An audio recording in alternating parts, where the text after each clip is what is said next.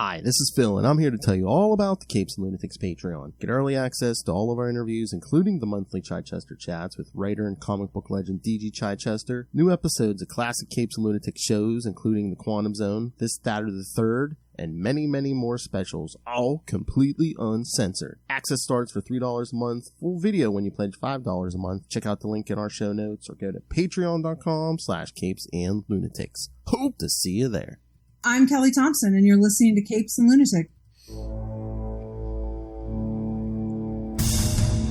Hello, everyone, and welcome back to another episode of Marvel Tales, your source for all that great Marvel stuff. I am Phil. Joining me, as always, that photonic biscuit himself. It is Justin the Owl, reincorporating back into solid form. What? I was going to say, what happened? Namor walking the room? All right. All right, kids. This time we're going to cover there's a certain movie coming out here soon. So, yes, we're going to cover Captain Marvel 7 and 8 from 2012 and Generation Miss Marvel and Miss Marvel #1. Well, if they did a couple of those, because they did a few of those. I think they did like the two. They did the two Wolverines, the two Hawkeyes. Was it a bunch of team ups of different?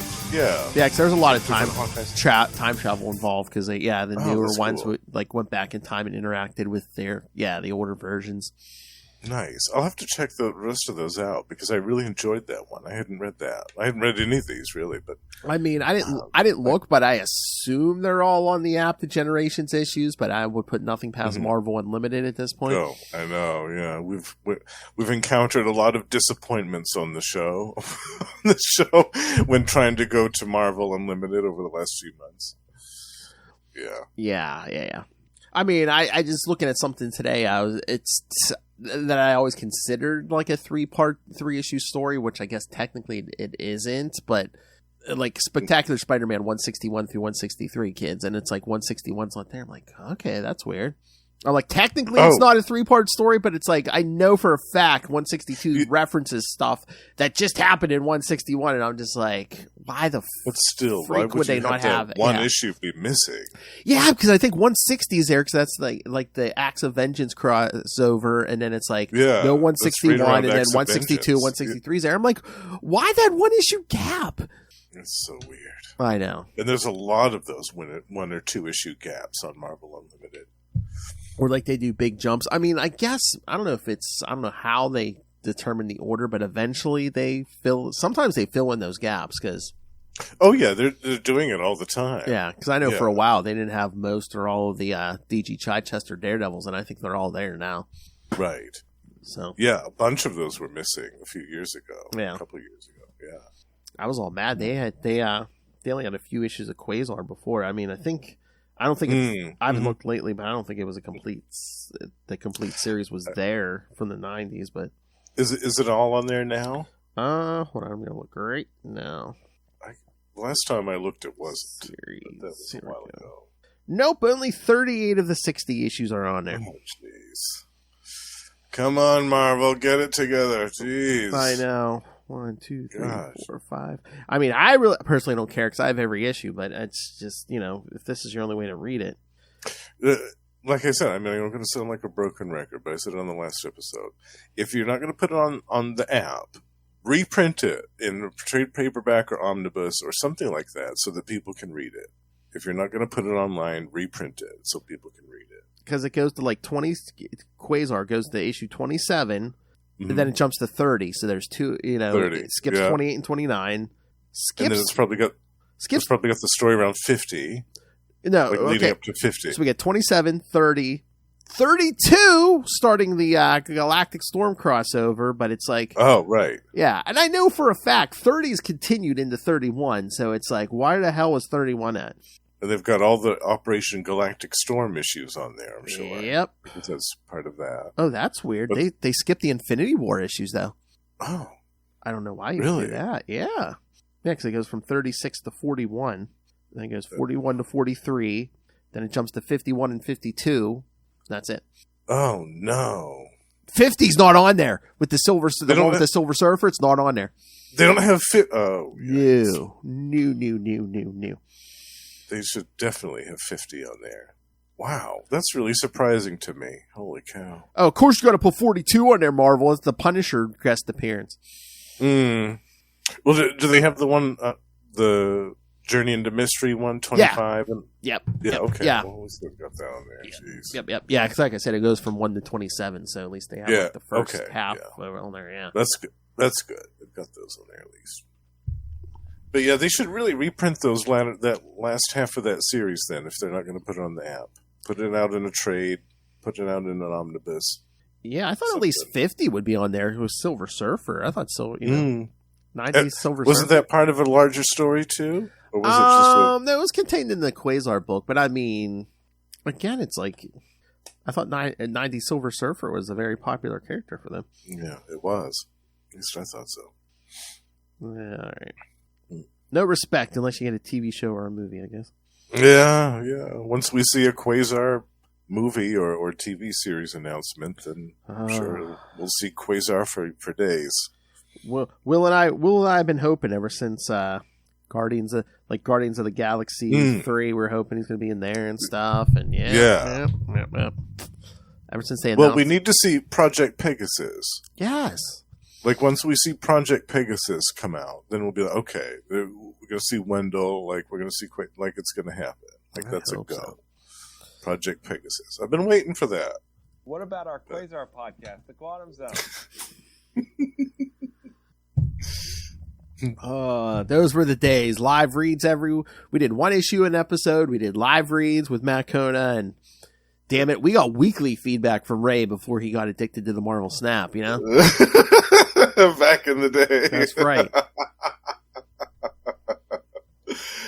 Oh, those were the days. Well, we'll be going back to Quasar. Yes. Next year right here on Marvel Tales for Phil's birthday week. Or Phil's birthday month, actually. Yes, April. Yes. I picked some Quasar issues for us to talk about. And they're probably ones that you haven't talked about, I would imagine, for at least a couple of years. A lot for a couple of years, yeah. Yeah. Yeah. Yeah, I picked some pretty obscure ones. Hey, like I said, at least you know 1 week of what Justin's getting for his birthday. Oh, yes. Namor. Good and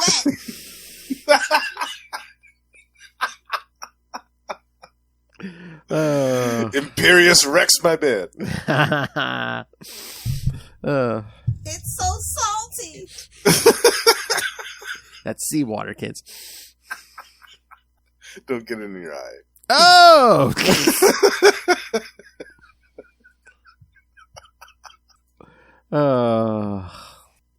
Okay, I'm looking for a little Hellfire drop. There's two. You got too damn many, Lil. Where is it? I know it's on this page. Not in the face. Oh, yeah. Oh, wait, that's page 2. No, I need page 1, Lil Hellfire. No. Page 1 of 5. Not in the face. That taste is that a sentient tongue? I think the pants come off next. No, we were laughing on we just recorded a Daredevil episode. It's like, it's funny that like some of the drops I have 2 different versions. I have you and I have Lilith. So you know. Yeah. Back when I did the impersonations challenge. Tapping my way downtown. Tapping my way downtown. So funny. I know. Superior puss. Superior puss. Oh. All right. Should we get to these issues? Yes. Yeah. So you excited for the movie, The Marvels? Yeah, I'm excited to see what they do with this. Yeah, because I mean, we do have some body swap in here with Carol and Kamala. So I'm, trying to see what we do there, and we're gonna get some more Kree stuff going on here. Some more Monica Rambeau, which I'm excited about. Yeah. Heck yeah. Yeah. She'll always be Captain Marvel to me. I mean, they can call her Photon and Pulsar and whatever else, but Monica Rambeau will always be Captain Marvel to me. Yeah. Yeah. All right. All right, so like I said, I don't have a synopsis, but here I'll do the credits. Captain Marvel. Oh, jeez. Volume 7, number 7. Volume 7. And this I is couldn't even believe the this current was one. over 10 years ago. This Kelly Sue DeConnick run was over Yep. 10 years ago. It just seems like it was yesterday. And again, not just because she's a friend of the show, but I will, kids, go out and if you can, however you can get back issues, or I think they're collecting it in trade, the Kelly Thompson Captain Marvel run with Carol. Yes, didn't that omnibus just come out recently? Yeah, because the series just ended a few months ago. I tell you how good this series is. I mean, she got a character who wasn't like Spider-Man or someone like that. She got a 50-issue Captain Marvel series. So yes, there was she had something going on there. So absolutely. That's the first time Captain Marvel has gotten to 50 since the original, right? Yeah, because none of the other ones, Genus Val, none of those series went to 50. No, like if you added up Genus Val's like 2 series, you might get 50. It was either 50 or 60, I think. But yeah, and I don't even think the Carol Ms. Marvel series went up to 50. Any of them? No, I think Carol had a Miss Marvel's. Yeah, like was it like 2006 or something? I think that one got to 50. Did that one go to 50? Yeah, okay. Yeah. But again, in this day and age, to get something to 50 that's not, like Spider-Man or right. Batman, or Thor, my favorite character. Yeah. I don't know if Thor could even get 50 anymore. I don't think. Right, yeah. When's the last time Captain America or Iron Man got to 50? Or Fantastic Four or any of the Hulk? Hell, the only one who got Hulk to 50 was Al Ewing with Immortal Hulk, I think. Didn't that get to 50? Yeah. Well, that kind of ended abruptly too, didn't it? Yeah. So yeah, I mean, you don't see a lot of books getting to 50 these days. Yeah, it is a rarity. It is a rarity. So I'll go check that out, kids. All right, this one is January 2013. Writers Kelly Sue DeConnick and Christopher Sabella. Penciler and inker and colorist Dexter Soy. Jeez. Doing it all in this one. Somebody's getting paid. Yeah. Letterer Joe Caramanga and editor Sana Amanet.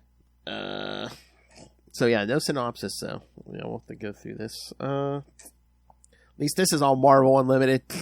Or should I say Marvel Limited? Marvel Limited. It's available. This one anyway. I like this cover. Yeah, me too. Me too, yeah. Kind of I'm not a fan of Carol's hair in this era. Yeah, I kind of like the long thing because it's like... I like the longer hair. Yeah, I like with like flying characters, like if you either have like... You need something whipping in the wind, either a cape or hair, something. Yeah, it just looks cool. Yeah, I'm talking men and women. You either need long hair or a cape. Yeah. Absolutely. Yeah. But yeah, the costume looks great. Oh, yeah. Everything else is... excellent. Yes, I remember some of the covers on these were real. I mean, most of them were good, but yeah, some of them really stood out to me, like this one. Yeah, this one and the next one's good too. Yeah. Mm-hmm. So yeah, we open up Carol's in the ocean. In the ocean, doing some deep sea diving and a search for some wreckage. Yeah, because Monica's called her in because there's like a mystery here because there's basically like a boat and plane graveyard on this spot in the ocean. Yeah, that spread was really cool. Carol just observing all the graveyard of ships and planes, and there's even cars down there. Nice cars, yeah. Yeah. It's like, how did the cars get all the way out here? But yeah, that whole scene was really cool. And then she runs afoul of some very hungry great white sharks. Yes! That don't take too kindly to her poking around down in their neck of the woods. Basically, bite the air tank off her back. The scuba tank, yeah. You know what I'm not... I love what she thinks. You know what I'm not particularly a fan of? Nature. Nature is full of jerks. That is true. And she does... Yes... The oxygen tank, like she can't survive without oxygen. Like she needs, and even when she's in the vacuum of space, like she has some type of field right around her that keeps oxygen. I think so. Yeah. Something like that, yeah. But I love when she goes back up to the surface and Monica's like keeps calling her Captain Marvel. Captain Marvel lives. Captain Marvel has the bends. That's gonna hurt, right, Captain Marvel? She's like, stop it. Yeah.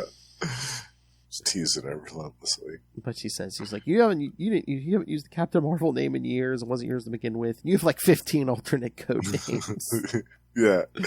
Anyway, Monica, Photon, Pulsar, Captain Marvel, Rambeau, and then Monica hits her back with, "I'm sorry, did I just hear that right? Am I being judged by Ms. Captain Warbird Binary Marvel?" I liked that. That was nice. Yeah, she's basically telling her, she's like, yeah, you should have called before you took the name at least. And she's like, yeah. So Carol basically apologizes, and Monica's like, yeah, no one should have to find that through a Google alert. Carol's like, wait, what? She's like, wait, you have a Google alert for your name? Set up on your code name? Oh, that's so funny. You do Google yourself. Yeah. But Carol's like, you stop with the codename nonsense, and I will not tell Tony Stark about your Google alert. Wait, you tell Tony, he might as well tell everybody. Yeah, that's right. That's right. Yeah, Monica confides in her that she's basically not part of the Avengers anymore. Monica is, and she's doing this boating stuff. She's fishing for a living, and all of these boats and ships and things are going missing, and she needs help. The problem is her powers don't work so good in the water, and that's why she needs Carol's help. Well, yeah, she says she even has like PTSD too, because the whole thing. I love how they call back to the Avengers arc there. Yeah, I was impressed with that. Yeah, that was a nice callback.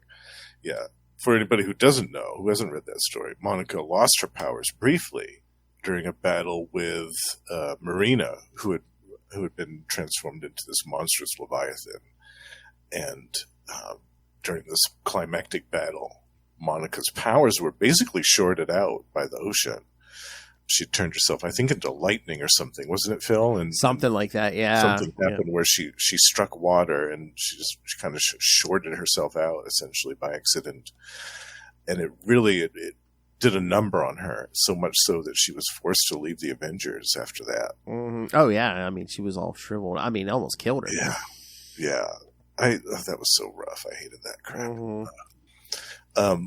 But yeah, she obviously, understandably, has some issues with anything now to do with water and deep sea monsters and stuff like that.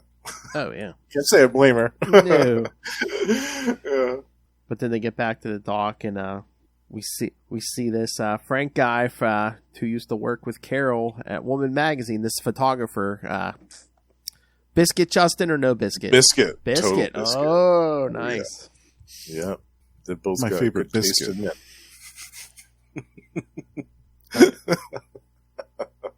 Oh yeah, man. He got on page 12, bottom of page 12 there, man. He got a long lens. Yeah. Yep. I noticed. Oh my. But he's talking to these two about the Levies and how they need fixed and checked out, and Monica's like, no, you know what? Monica's like, I got a business now. I can't. The Avengers aren't paying my bills. Because she's like, what do you want? I'm not a structural engineer. But then, she tells him, we're checking this whole problem out, and what about you, Captain Whizbang? I'm sure you could do something, Captain Whizbang. Please do not let Captain Whizbang become a thing. Monica's like, you stay here and save the world. Captain Whizbang and I are going to save some lives. So good. Maybe I could help you with your thing, he says, and then you consider coming with me to check out the Levies. We could use an underwater camera. Monica, oh no.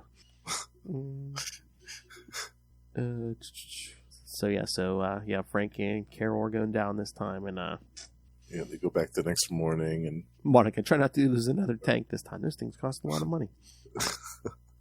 I can imagine they cost a lot of money. Oh yeah. Yeah. Now you want to know what's really scary? Frank says to her, "This. Yes, definitely this." Skrull invaders, MODOK embryos, brood queens. Oh yes, definitely is. So yeah, they have It 2 is hours. it is creepy. That whole graveyard at the bottom of the ocean is super creepy. I love the way that it's illustrated. Then it seems like a big hole opens up in the bottom of the ocean floor. Yep. Drawing down Frank. Yeah. And Monica, Carol rushes down to save him. Monica not entering the water, but sending part of her power down. I liked that part. It was like Yeah. light globes almost. Yeah, to illuminate the dark Okay, so- chasm, so that Chasm and Goblin Queen, so that Carol could see Frank kind of unconsciously flailing in the darkness. I know. She's like, he's 200 feet down. It's a gaping hole.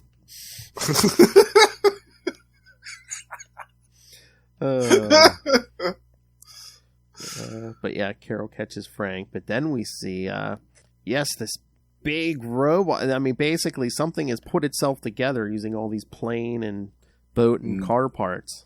It's absorbed them all. And then, Monica says, "Uh-oh," and Carol says, "What? Uh-oh?" And Monica replies, "Carol, whatever you do, don't look back." As this giant monstrosity is rising out of the depths of the ocean. So cool. Yeah, you see their boat on in front of it. I mean, it might be the size of one of its fingers. Right? Maybe. Yeah, and that's where the issue ends. A great little cliffhanger. Yeah. Yeah, the monster is unleashed. We have no clue what it is or where it came from, why it's doing this stuff. Yeah, it's great. I remember the first time I read this. At first, I see the hand. I'm like, "Wait, Ultimo?" And then I was like, "No." Oh yeah, Ultimo. It's put yeah. itself together. It looks like it's putting itself together from the planes and stuff. I'm like, it's probably not Ultimo. Yeah. Well, that first panel where you see it kind of lifting itself out, it definitely looks a little bit like Ultimo. Yeah. I think Did you read this when it initially came out? Yeah, I was collecting this one. Yeah, you're first. collecting this one. Yeah. Nice. Yeah, this is good. I'll have to go back and reread more of this series because I wanted to read this from the beginning. But it was one of those things that I kind of missed when the first few issues and kind of fell by the wayside. But I need to go back and revisit it because it's very good. Yeah, it's really like nice. Like the last 10 years or so, in the last 10 years or so, it's like it's pretty much been Kelly Sue DeConnick and Kelly Thompson. So it's and then even right now, Ann Nocenti is doing a Carol miniseries. So yes, I want to read that too. Yeah, so I mean, nice string there of really 3 good female writers writing this character. Yeah, that's awesome. I love that. Mm-hmm. And they're all very talented. Yes. They all have a really great grasp of the character. Yeah. All right. So, anything else, or should we get to the next one? No, I think, let's get to that one. And another great cover with that monstrosity thing kind of grasping Carol and trying to crush her. Yeah, this cover is good also, but I think 7 is... I like 7 a little better than 8. I liked that one better. Yeah, I liked that one better too. Yeah. But this one is still good. Let's see. All right, looks like the same team, except this time we have a different colorist, Veronica Gandini. So, but everyone else is the same. Yeah, February 2013. Do I have I don't know if I even have the title for this. I guess I just have to look at the issue. All right. So yeah, this thing's coming up out of the water. I don't even see a title in here. Immediately attacks. Yes. When Carol goes up she kind of flies up into its face, and it immediately lashes out. And then, Monica tries to zap it. She goes, "Surge, protect this, you overgrown toaster." See, these are reasons why I love Monica Rambeau. Oh, yeah. She's the best. I mean, I'm sure they didn't have the rights at this point. That'd be so awesome. I mean, again, for us, this is one of the Transformers popping up out of the ocean. Oh, yeah. Oh, man, that would have been great. Because that there were, in the Marvel series, I'm sure that there were a bunch of Transformers just somewhere in the ocean. Mm-hmm. Either active or inactive at this point in time. I always felt they wrote themselves into a corner with that Marvel Transformers series. Well, the first one anyway, because it's like Spider-Man shows up in issue 3, and then after that, you don't get any other Marvel hero. So it's like, wait a minute. So when they're battling, anywhere on Earth. Why aren't the Avengers showing up, or Right. the Fantastic Four, Yeah. right. The X-Men thinking that they're Sentinels or something like that. The X-Men see them on TV and they're like, oh, look, there's a new breed of Sentinels out. We got to go kick their ass. Or even like the West Coast Avengers, because it's like the first 2 years of that book, they're like on the West Coast. I think it's supposed to be Oregon. Yeah, it would have been awesome to see Wonder Man flying up into Megatron's phase. Megatron yelling at Starscream because Wonder Man has Starscream, like a full Nelson or something. What are you doing? You're fool. It's just a fleshling. Ooh, I can see it now. Tigra versus Ravage. Oh, yeah. Oh, man. Oh, man. They wouldn't know what to make of Iron Man. They'd be like, what is that? Is that a mini version of one of us? Exactly. What do you transform into? It looks like you transform into a plane. So yeah, they're trying to take this thing out with no luck.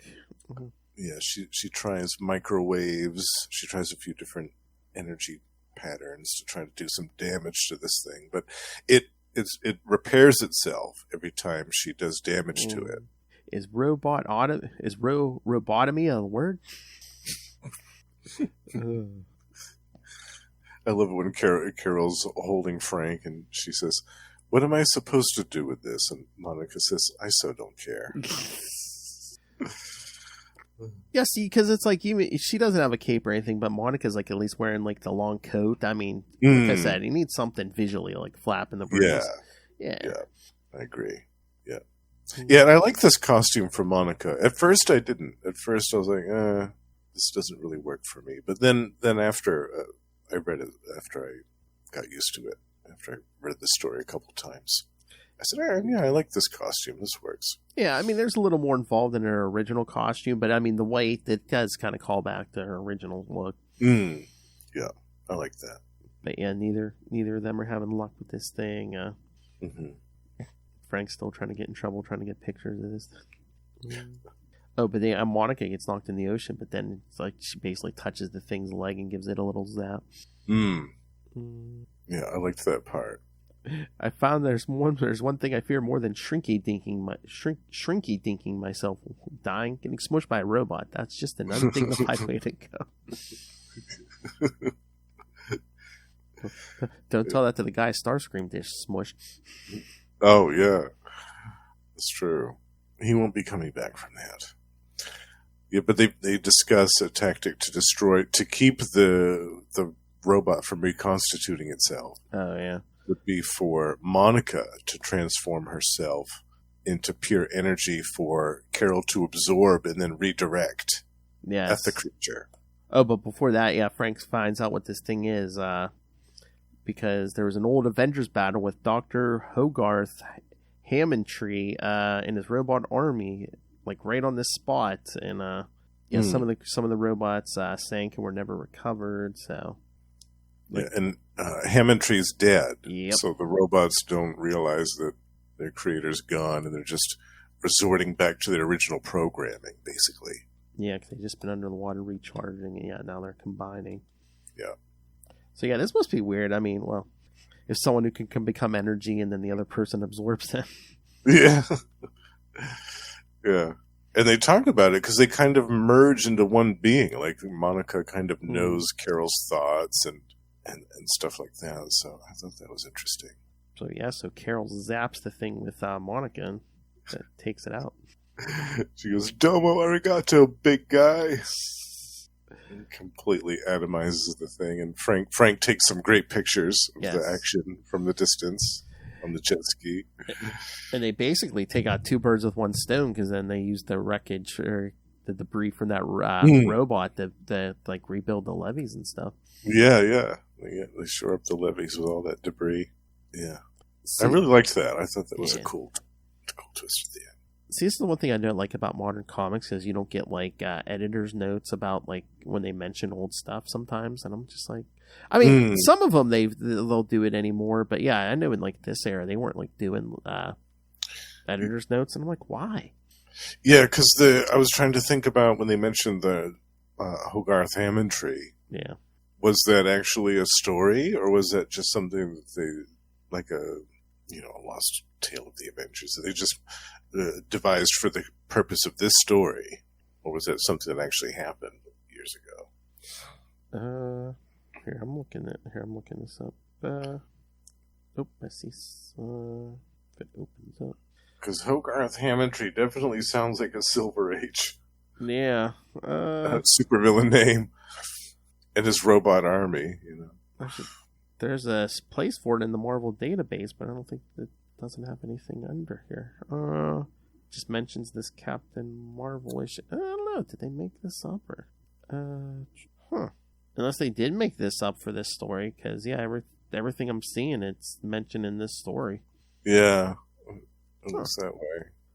I mean, that's fine, but I like when they like actually like call back this, like actual issues and stuff. Yeah. Yeah, stuff that happened years ago.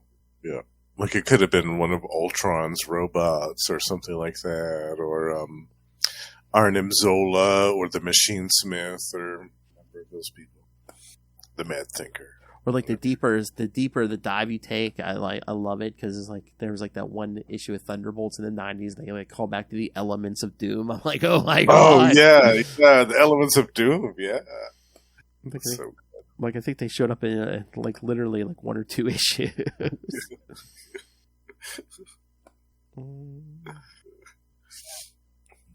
Yeah, everything I pulled up, yeah, it's either mentioned that issue or it's like pointing me to different characters. Jeez.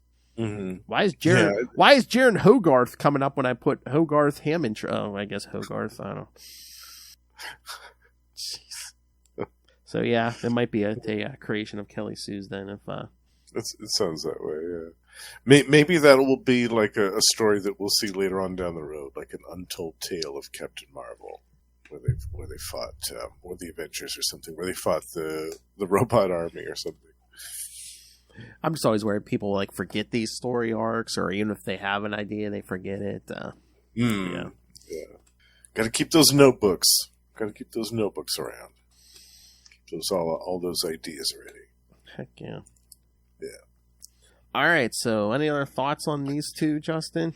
I really enjoyed these. Yeah, this is, like I said, this is my first time reading both of these. I thought they were really entertaining. I thought both of the personalities of Carol and Monica were spot on.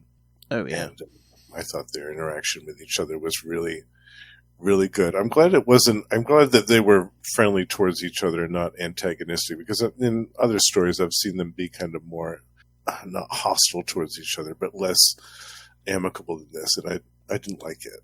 I always liked them being friends. Yeah. Yeah, before we get to the Generations issue, do you still have the app open? I was going to say, look at the cover to number 9. That is number sweet, 9. Sweet cover. I love that cover. Yeah, I think that's actually the cover to the omnibus of this, or one of the collections of this series. Oh yeah, I could see that. Yeah, I love it. I do remember. Remember when this was coming out? Yeah, that was one of the best covers. Yeah. All right. All right. Should we get to the Generations issue? Yes, the two Ms. Marvels together. I tried to cheat and just put in Generations, and it just brought up a bunch of Generation X issues. Generation X, yeah. Which, speaking of that, I was surprised at how much of that there was. Yeah, that went on for quite a while, didn't it? Mm-hmm. Oh, that was that sweet time where we had like 50 X books. Yeah, so many. We'll have to cover some of that sometime when we run out of other stuff to cover. Yeah, I don't know when that'll be, but yeah. 2028 or something like that. I mean, at some point we can even do it's like, okay, well, okay, let's pick a month in a year and just like cover the X books for that month. Right. We could do a different X book every week. Yeah. And still not even cover half of them. It's like this was one on sale 30 years ago. 12 different X books for you to choose from. Well, there was 2 X-Men books. There was X Factor, X Force, Generation X, Excalibur, X-Man, X-Man, Cable, Wolverine. Yeah, Wolverine. If you pick the right ear, Deadpool.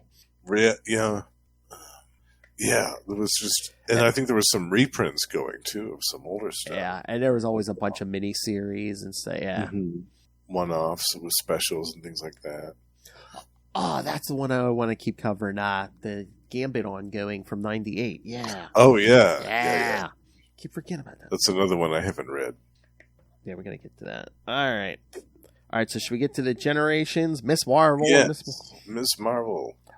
Oh, interesting. Yeah. It says Miss Marvel, but look what it says above generations. The Marvels. The Marvels. Ah. Yeah, I noticed that. Interesting.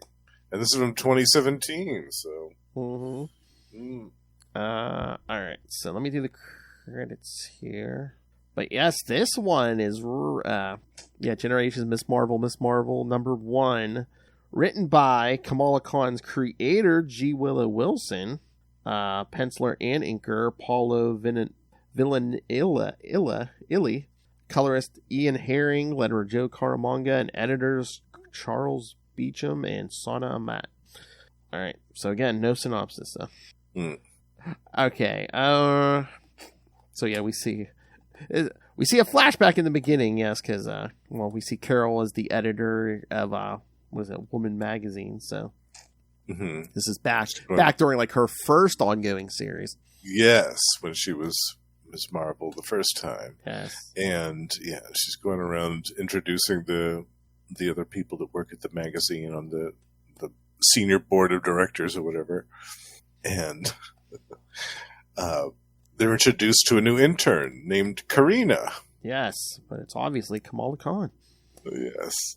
So, yes, we see that she got sucked into the time stream and then spit out. And I love how, like, I guess not to date the issue too much, but they're playing with the time because it's like you could tell it's the 70s, but they don't want to say it's the 70s. Yes. They don't give you a specific year, but Kamala's like, yeah, I'm in the past because everyone's wearing weird pants and the colors are wrong and the cars look funny.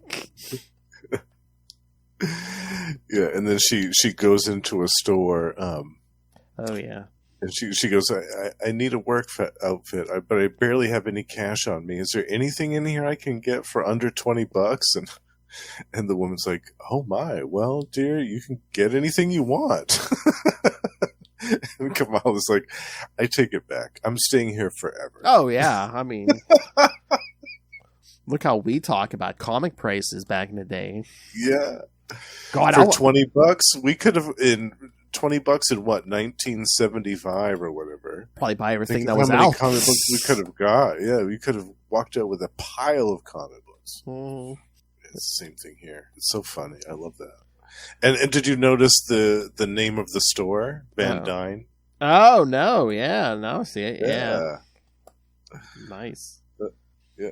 Then I love she's like walking past the Bugle or something and Peter Parker runs in there. Got to get those Spider-Man shots, he says. Groovy. Then she runs into Jameson, who's yelling at her that she's late. He thinks she's one of the new interns. I love this. He said, sure, internships don't grow on trees. There are dozens of other young ladies crying into their tiger beats right now. Tiger beats, yeah. So, yeah, he tells her to get up to the 19th floor. Miss Danvers' daily editorial briefing. Yeah, impress her, and you might still have a job tomorrow. Good day to you, Karuna. Kamala, Karina. So, yeah, that gets us back to the beginning of the issue. Yeah. Now, what was the cause of the whole time stream stuff? Do you remember I can't remember. that she got drawn into? Was it a Kang thing? Was it? I can't remember what happened because that was like the big plot of all of them. It's like all the newer ones got sucked back to see their idols early on. It seemed like a Kang or an Immortus type of trick. Yeah. But yeah, Kamala's like, yeah, Carol seems happier here. Like the weight of the world isn't on her shoulders. But yeah, this is the 70s. She gave up a career in the Air Force to run this magazine because that's what women did back then. Push the world forward inch by agonizing inch. But yeah, they're trying to figure out how to boost sales. And it's like, what do women want to read about? And Yeah, they're looking at the numbers, and things look pretty grim for the magazine. Mm-hmm. Yeah. And I love they ask Kamala, and Kamala's like, wait, what are their interests, their pursuits? Protesting stuff and unicorns? And unicorns? I love it. Carol's like, we'll take that under advisement, but then they get interrupted. Oh, new management. As of this moment, Woman Magazine is under new management. Scream! Barbara Nelson. And I mean, I think Carol knows, she's an alien, but at this point, but I'm like, no one else is like questioning she has no pupils. Yeah, or the facial tattoos, or the claws, or her penchant for shrieking. And just the way she's talking. Since you have run this female magazine into the ground, I will take it as a spoil of war. Mm-hmm. Insolent creature, you question my manifest generosity. You should be groveling at my feet in humility, for I have chosen a language even you can surely understand. Money. Kamala gets right in her face. You just try it, you retro bird lady. I don't know if she calls her larval human. Retro bird lady. I know. I've already discussed it with your chieftain, J. Jonah Jameson. Chieftain, yeah. I don't know, but I have a feeling that there's more to this Barbara Nelson than meets the eye. She's a transformer. So Carol told everyone what to do. Make sure our vendors are still on board. There's ink on paper. Till there's ink on paper, they deal with us, not with her. Carol says, I'm going to find out what's behind this hostile takeover. Kamala's like, I'll make sure she has backup, even if she doesn't know it. She follows her through the crowd and runs into the invisible spaceship. Invisible spaceship right up above the city street. This Barbara person is definitely not from Florida. Who dares reveal my ship? But yeah, we see Carol in her original costume. Yep. Original costume. Love it. So yes, of course, Barbara is Shi'ar. Yeah. She says, I've heard rumors you're tearing to take over Earth's media outlets. Who are you really? Why are you attacking the press? And she says, my name is Night Scream. I was exiled from the Shi'ar Empire for my deviant ideology, but when they see what I have wrought here, they will welcome me as a hero. You will not stand in the way of my glory. That remains to be seen. Night Scream. Night Scream. Speaking of, that sounds like a Transformer name. It does, totally. I forgot what it's like to face such a worthy adversary, Night Scream says. But even the worthiest adversary is a poor match for my tritanium blades. Oh man, that bottom of page, what is that? Page 18, man. She gives, almost looks like a Sal Buscema right cross, man. Totally, yeah. I love that. Or a left, yeah. Yeah. So good. That's a good little battle. Yes, but I love when Night Scream's pontificating, then Kamala just comes down and like smushes it.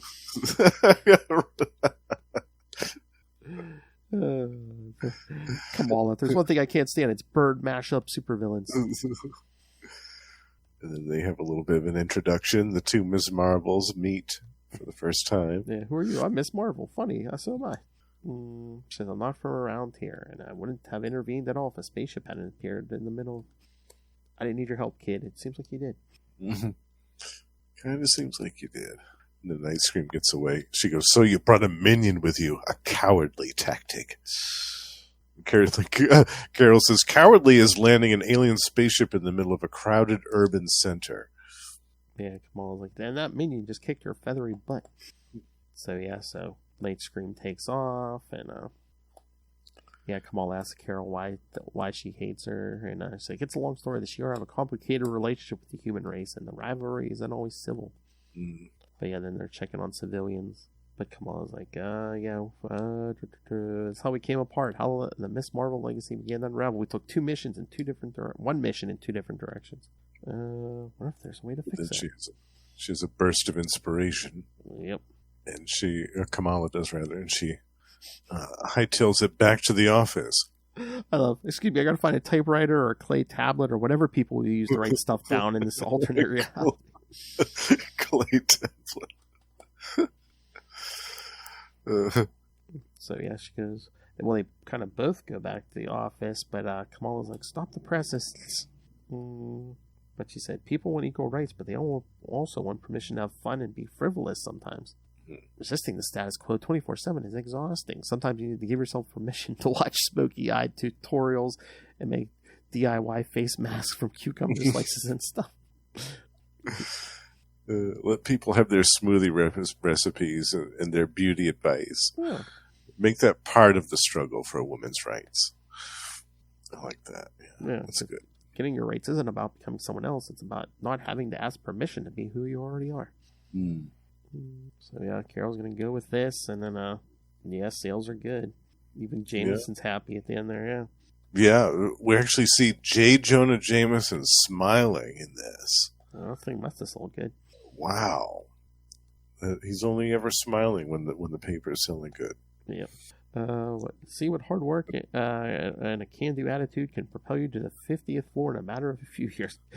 Kamala, I just want to go back to my economic dystopia. And that's when Night Scream attacks again. Yeah. Right at the building. You think you can insult me openly without paying the price? Your treacherous chieftain Jameson has double-crossed me, and now all his minions will suffer. Bring it on, bird lady! So yeah, Carol takes after her first because she's in costume. Then Kamala shows up again. Mm-hmm.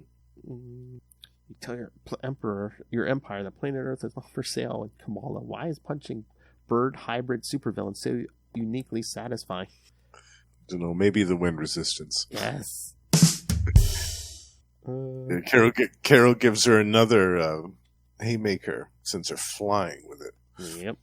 Love it. So they have a little bit of time here, but then Kamala starts disappearing, so I think she's going back to the present. She says, cue cinematic violin theme. I love that. It's basically, see you, Miss Marvel, see you, Miss Marvel. Yeah. All right, so what you think of your first time reading this? I really enjoyed this. Yeah, this is a great little story. I like that the villain was a Shi'ar because it was a good callback to Carol's arch nemesis Deathbird and all that stuff. And I like that the time that Kamala got sent back to with Carol was when she was at the magazine, and rather not the time when she was working in the Air Force Base and all that stuff. Because then, Kamala would have had to skulk around the Air Force Base and deal with the military people and all that type of stuff. And it would have changed the whole dynamic of the story a lot. Oh, yeah. But the fact that Kamala was kind of the intern for this magazine and trying to pitch in some ideas about how to frame things in a certain way for people, for other women in a different time period. When she wasn't even alive. It was a great idea for a story. It was a great foundation for the story. Oh, yeah. Yeah, I really enjoyed it. And the artwork was really good, too. I love the depiction of Carol's original costume. It looks really good. Oh, yeah. With the weird little scarf things. which are terribly impractical. I mean, those little scarf things would, for both Kamala and Carol, would get caught on anything flying by. or some supervillain would grab that and use that to fling them into the side of some building or something. Exactly. But for the effects of visually, the visual aesthetic, they look really cool. I'm trying to remember if and when it showed how they were all yanked back in time, but it looks like all the one shots are on here because the Hawkeye and Hawkeye are on here on the app. Phoenix and Jean Grey. Ooh, okay. Iron Man and Ironheart. Wolverine and All New Wolverine. Yeah, Miss Marvel, which is the unworthy Thor and the mighty Thor. Oh, and Carol, also present day Carol, goes back and meets Marvel because Captain Marvel and Captain Marvel. Right. So nice. And Banner Hulk and Totally Awesome Hulk. Maybe we'll have to cover that one on Gamma Charge one of these days. There you go. Sam Wilson, Captain America, and Steve Rogers, Captain America. Miles Morales, Nice. Spider-Man, and Peter Parker, Spider-Man. Mm-hmm. So I think that's all of them. That's quite a few, though. Mm-hmm. Yeah, I remember. It was a little event. I'll have to go back and read a bunch of those. So, all right, kids. So yeah, that's your Marvels episode. Yeah, that's your Marvels episode, and let us know your thoughts on the movie as well after it comes out. Yes, I think it's the. We'll certainly be giving our thoughts. I think it's the 10th. Yeah. Yeah. Yeah, I'm excited for it. I didn't really enjoy the first Captain Marvel movie. I thought it was kind of boring, but I think that this one has the potential to be really entertaining, really good. I loved the Ms. Marvel Disney Plus show. I thought that was excellent. I loved Monica in WandaVision. So yeah, I'm really excited for this movie. Yeah, I mean that first Captain Marvel movie, it was a lot of setup. It was like it took place between. I mean, they put it between Infinity War and didn't they do? Or no, or was it before Infinity War? Yeah, I think it was right before Infinity War, maybe. Yeah. Because when he drops that pager at the end, you kind of know what that symbol is. Yeah. Right, and then the beginning of Endgame, she rescues Tony, and But it's a lot of setup, and it's set in the past, in the 90s and stuff. So yeah. My argument was always that they could have introduced her in a Guardians of the Galaxy film without having the need to do a whole big, long origin movie with a what I felt to be a very poorly told origin. And it was just so boring. It was one of the few Marvel movies that I've ever fallen asleep in the middle of when I watched it the second time at home.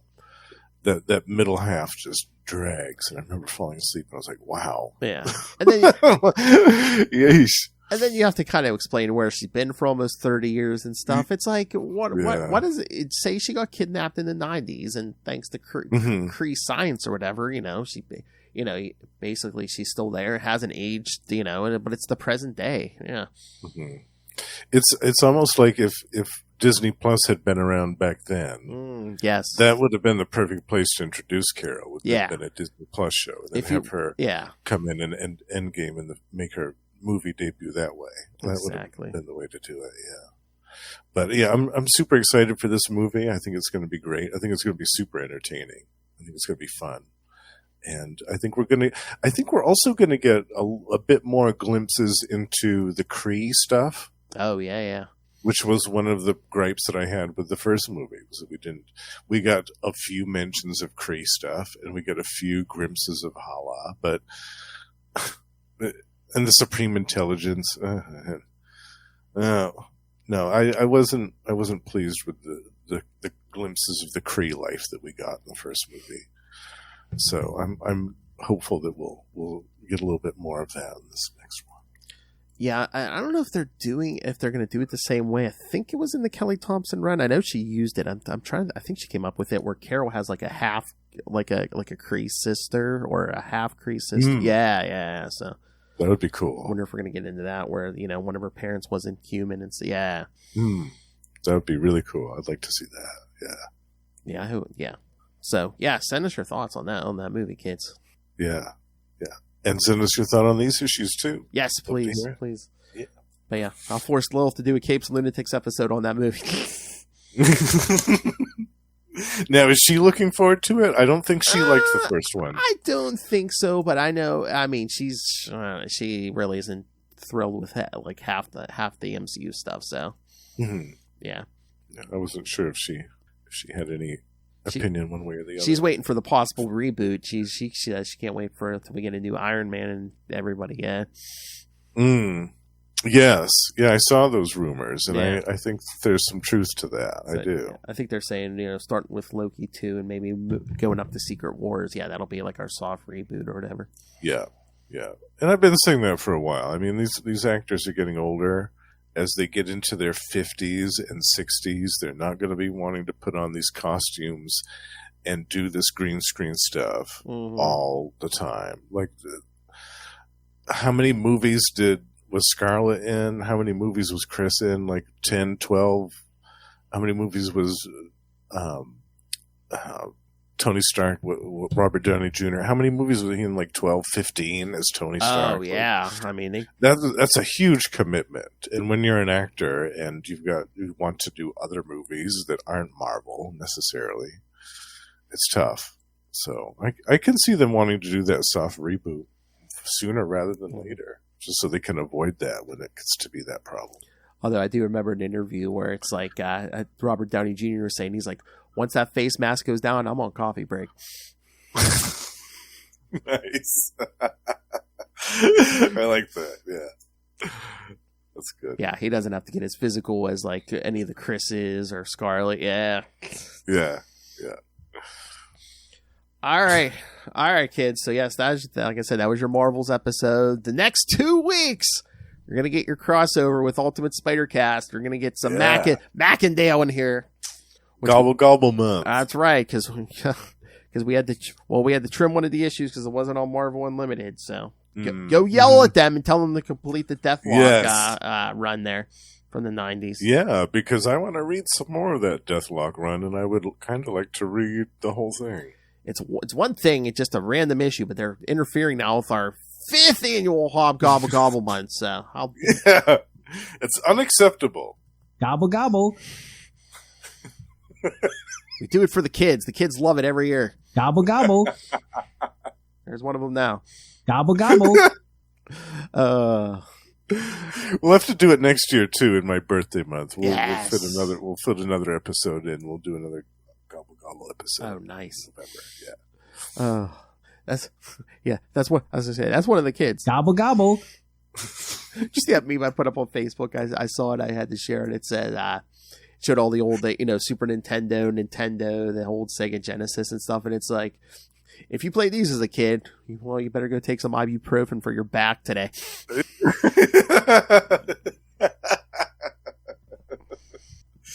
Make sure to take your Metamucil this morning. Oh my. Don't eat the whole box of crackers, kids. You'll be in trouble. That's right. Yeah. All right. So, hold on.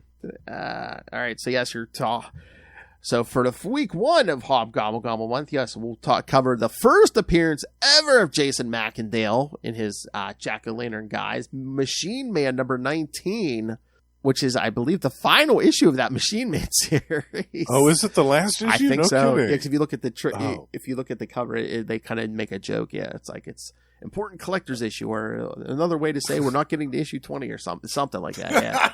Nice. Yeah. Oh, I love it. So yeah, Machine Man 19 and Doctor Strange Sorcerer Supreme number 11, which was part of the Acts of Vengeance. Oh yes. Yeah. So I don't know why that cabal thought that Hobgoblin could take Doctor Strange, but well, he's got a demon. All right, and then in 2 weeks, to continue that, yes, we'll cover Ghost Rider 16 and 17. Yeah, going back to some Ghost Rider. As Mackendale takes on not only Ghost Rider, but Johnny Blaze and Spider-Man. Yes. Yeah. He knows how to pick these fights, doesn't he? Well, that demon didn't help matters when he was bonded to that demon. That's true. He wasn't exactly himself back then. Come on, Justin. You know how righteous some people get when they think religion's on their side. Oh, I know.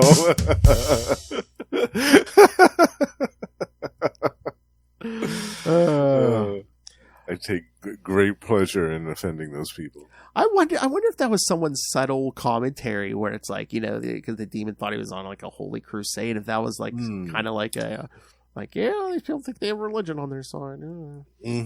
I liked that too. Yeah, he was talking about sinners and all this other stuff. Yeah. Yeah. All right, and having it be a demon that was saying that was deeply ironic. Yeah, I loved it. All right, and then the week after that will be our 50th episode already, kids. Then we're going to do our big Death of Marvel special. So you're actually getting 2 Captain Marvel episodes this month, but it's a different Captain Marvel. Yes, different eras. Yeah, different eras. Different character. Yeah, and of course, now you get an extra episode this month. You're welcome. But yes, we close out November with one of Justin's picks, Fantastic Four, 371 through 375, which I think is my birthday week, so that's perfect. Yeah, that's right, kids. Yeah, I love that Fantastic Four story. Oh yes, vests, big guns, and Sue Richards' boob window. Yes, and special covers. 2 special covers. Two of them within 5 issues. 2 special covers. I think that 371, I think it got like a second printing because I think like It did. I There was forget- a white one and there was a red one. yeah, I couldn't remember which Yes. came first and which came second, but yeah, I knew there's a white one and a red one. Yeah, I think the white one came first because that was the one that I had. And I think the red one was second, if Yeah. I'm right. Yeah. and then 375 is all sparkly. Yeah. Oh, holographic and shiny. All right, kids. So, yeah, send us your thoughts. Email us, CapesandLunatics@gmail.com, or call the voicemail, 614-382-2737. That's 614-38-CAPES. And remember, you can find all things Capes and Lunatics, episodes, social media, merchandise, the Patreon. Or once Join me in the Patreon elite. yes! Him and Russell and Moz and that fancy man Ray. The Hard Master. And oh, yes, I'm sorry, his proper name. Yes, the Hard Master. You always want to say it with that accent. The Hard Master.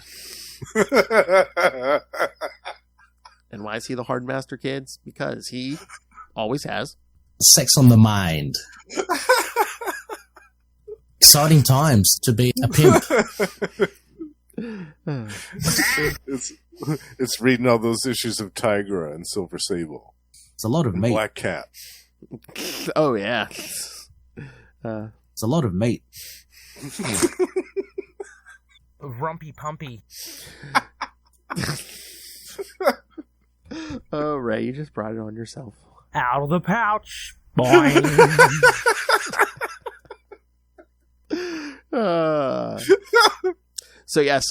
Subscribe to the Patreon. You never know what you're gonna get. Drunken Lilith Hellfire rants, sober Lilith Hellfire rants, movie reviews. We rank Scream Queens in October. Yes, excellent episode. Yeah, because Lilith and I were just talking. We're like, man, we need to find a new victim for this, that, or the third. Oh yeah.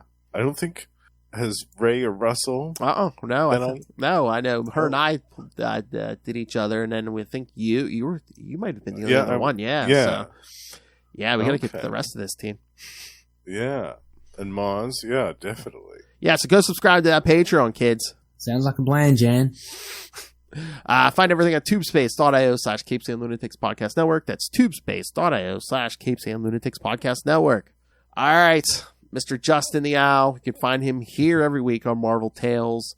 You can find him once a month on We Are the Night, the Batman podcast. I love Batman. I know, kids. Yes, you can find we talk Jean-Paul Valley, Azrael every month, and you can find them twice a month on Electric Mullet, the Superman podcast. Yes, where we talk Superman comics in pretty much order. Mm-hmm. And of course, still only one episode in, once a month, doing Energon Universe, where we cover all the new Transformers. Yeah, that whole universe over at Image Comics. So, me, Justin, and that fancy man from Kentucky, Russell. Wild like an animal. Gotta rub that one in. Where's the Joker nuggets? Where's the Joker nuggets? Hey, Ray, remember this?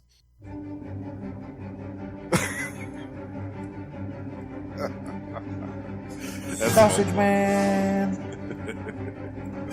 Sausage Man.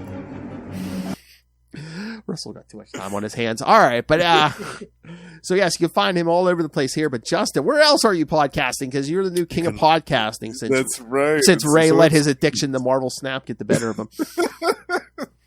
So it seems, yeah. You can also find me on Over with Russell on Gamma Charge, the strongest podcast there is. We talk about the Incredible Hulk and She-Hulk every month. We are also joined by our pals Ray and Sparky on Predator and Prey, the Yucha podcast, where we talk about Fox's Predator twice a month. On Tomes of Evil, the comic book supervillain podcast, Russell and I are doing some specials on that again.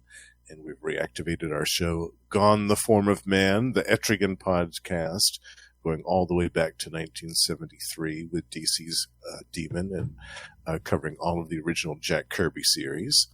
And last but certainly not least, the Lost Library of Legends. By the time this episode of Marvel Tales comes out, there should be 2 new episodes of the Lost Library of Legends for people to check out. 2 new spotlights on some little-known comic book series from the past. Scream at! Cock-a-doodle-doo! That too. Whoa! Talking about meat is so natural. For Justin. Tap, tap, tapping my way downtown. Giant-sized man thing. Well, that escalated quickly. Always does with that man thing, doesn't it? Always. No. Hope it does. All right, kids. Yes, come back. 2 weeks of Hobgobble. 2 more weeks of Hobgobble Gobble episodes for you, kids. Yes. And we get Daddy Mackendale. And we get the big episode 50, kids. It's going to be a big deal.